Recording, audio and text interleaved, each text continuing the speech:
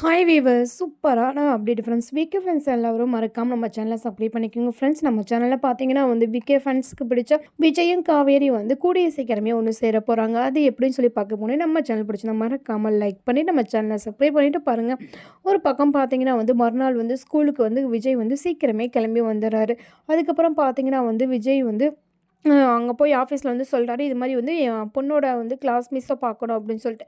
அப்போ பார்த்தீங்கன்னா காவேரி வெளியே வராங்க. காவேரி வந்ததுக்கப்புறம் விஜய் பார்க்குறாங்க. காவேரியை விஜய் பார்த்ததுக்கப்புறம் வேகமாக நடந்து வர்றாங்க. பார்த்ததுக்கப்புறம், சார் நீங்கள் தான் அம்முவோட அப்பாவா அப்படின்னு சொல்லி கேட்குறாங்க. அப்படியே விஜய்க்கு வாரி தூக்கி போட்ட மாதிரி இருக்குது.